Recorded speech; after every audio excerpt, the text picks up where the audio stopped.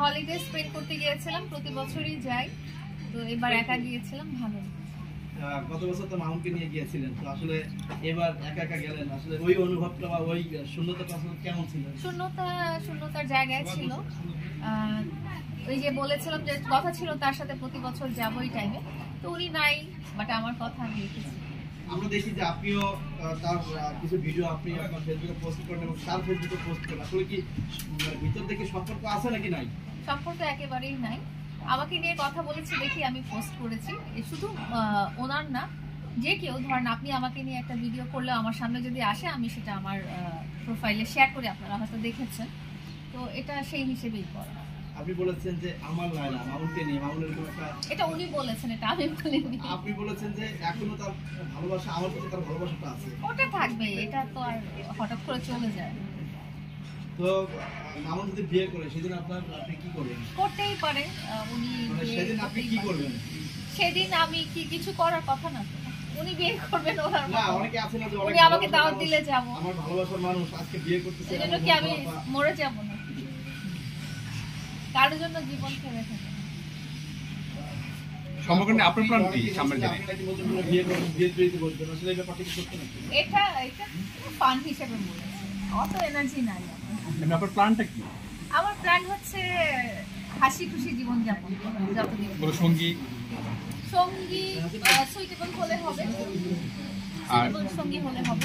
প্রেমের অফার, বিয়ের অফার প্রতিদিনই প্রায় সবখানি পাই, তো ওগুলো ভার্চুয়াল, ওরাও ফান হিসেবেই দেয় আমার ধারণা, কারণ এভাবে তো আসলে ইমেল লিখে আমি আপনাকে বিয়ে করব বা মেসেজ দিয়ে আমি আপনাকে বিয়ে করবো, হয়তো আসলে বিয়ে সাথে হয় না, ওনারাও হয়তো ফান হিসেবে নেন, আমিও ফান হিসেবে। যদি কেউ বিয়ের প্রস্তাব নিয়ে আপনার বাসায় আসে, তখন কি তাকে অ্যাকসেপ্ট করবেন? ওটা ডিপেন্ড করে, বিয়ে তো অনেক বড় জিনিস, বিয়ে সাথে তো বড় ব্যাপার। যে আপনি নাকি সিনেমাতে আসতেছেন, আসলে কোন নায়কের সাথে সিনেমা করেন? আমি তো এই গুঞ্জন এখনো শুনতে পাই নাই, যদি মানে স্বপ্নই থাকে তাহলে শাকিব খানের সাথেই করবো। আপনি শাকিব খানের সাথে মামুনকে তুলনা করেছিলেন যে শাকিব খানের মতোই মামুন, আসলে সেই ব্যাপারটা নিয়ে যদি একটু বলতেন, যেহেতু শাকিব খানের কথা বললেন। উনি তো বাংলাদেশের ফিল্ম ইন্ডাস্ট্রিতে একজন আইডল, মানে আইকন হিসেবে ওনাকে ধরা হয়, কোনো মানে ধ্রুব তারা বলতে যেটা বুঝছে, তো ওনাকে সবাই ফলো করবে এবং ওনার মতোই হতে চাবে, সেটাই তো আসলে মানুষ চিন্তা ভাবনা করে, স্বপ্ন দেখে। তো প্রিন্স মামুনকে আমি ওরকমই দেখতে চেয়েছিলাম।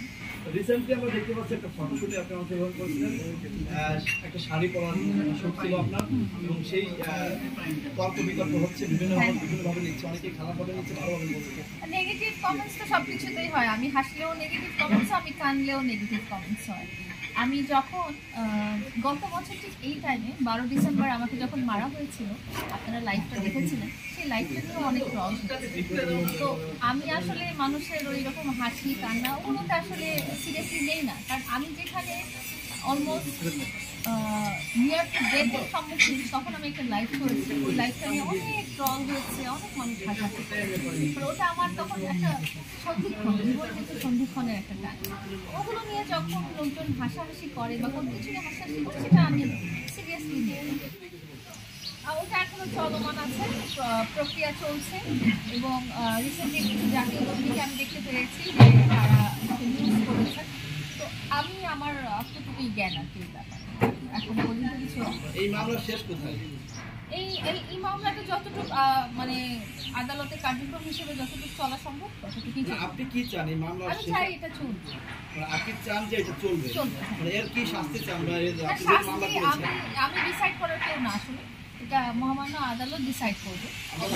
আমার চাওয়া হচ্ছে যে কারো ফেস, কারো যশ, খ্যাতি, সুন্দর চেহারা এইসব ইউজ করে কেউ যেন কোনো নারীকে নির্যাতিত আর না করে, এবং কেউ যেন তাদের সুন্দর চেহারা, মিষ্টি কথার প্রতারণার ফাঁদে পড়ে জীবনটা নষ্ট না করে দেয়, এবং এই ধরনের যদি প্রতারণার ফাঁদে পড়েও থাকে তারা যেন আইনের আশ্রয় নিয়ে নেওয়ার ওই সাহসটা নিজের মধ্যে আনতে পারে। আমার চাওয়া এতটুকু, আমার নিজের জন্য ব্যক্তিগতভাবে চাওয়ার কিছু। মামুনকে আপনি জিরো থেকে হিরো করেছেন, এবং যখন ওর কেউ ছিল না তখন আপনি ছিলেন, তো আমরা কিছু দেখতে পেয়েছি যে মামুনকে আপনি বিভিন্ন কিছু উপহার দিয়েছেন, গাড়ি উপহার দিয়েছেন, অনেক কিছু দিয়েছেন। আসলে এখন পর্যন্ত মামুন আপনার কাছ থেকে কত লক্ষ টাকার উপহার নিয়েছেন? এটা আমি আসলে কখনো গুনিনি, কারণ ও আমার জীবনসঙ্গী হিসেবেই ছিল, এবং তাকে আমি হিরো জিরো এগুলো কিছুই ভাবতাম না, আমি জীবনসঙ্গী হিসেবেই ভাবতাম। তো একটা জীবনসঙ্গীকে যখন কেউ কিছু দেয় তখন সেটা কখনো হিসাব নিকাশ বা লিখিতভাবে দেয় না।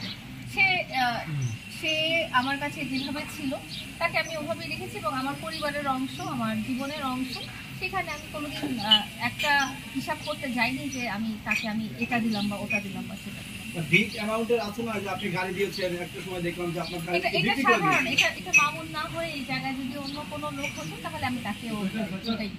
না, অনেকে এটা নিয়ে আলোচনা করে, যেহেতু আপনার সোশ্যাল মিডিয়াতে অ্যাক্টিভ এবং ভাইরাল লোক, আপনাদেরকে নিয়ে মানুষ আলোচনা করে যে 1 কোটি টাকার উপরে হয়তো লায়লা আপুর কাছ থেকে মামুন নিয়েছে।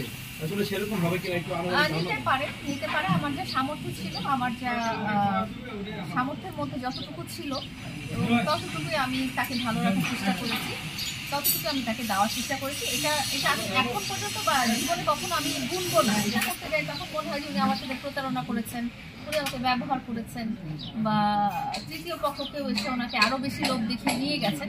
যখন ভাবি তখন হয়তো এই ধরনের কথাই মনে আসে, বাট আসল সত্যিটা কি এটা আল্লাহই জানে। মানে আপনাকে কি বলে রাখতো মামুনের মা? প্রথম থেকেই ওনাদের সাথে আমার ভালো রিলেশন, এবং প্রথম থেকেই যাওয়া আসা এবং থাকা সবই ছিল প্রথম থেকেই। এবং ওনার পরিবার থেকে সম্মতি এবং সাপোর্ট পাওয়ার পর থেকে কিন্তু আমাদের সম্পর্কটা শুরু হয়েছে। পারিবারিক সাপোর্ট ছাড়া সম্পর্কটা কিন্তু শুরু হতো না। পারিবারিক আগ্রহটাও ছিল। উনি আমাকে লায়লা বলেই ডাকতেন, আর ওনার সাথে আমার খুব ভালো সম্পর্কই ছিল যতদিন সম্পর্কটা ছিল। মামুনের মা আপনাকে কি বলে ডাকতো? আমার নাম ধরে বৌমা বলতো না? না, লায়লা বলেই ডাকতেন।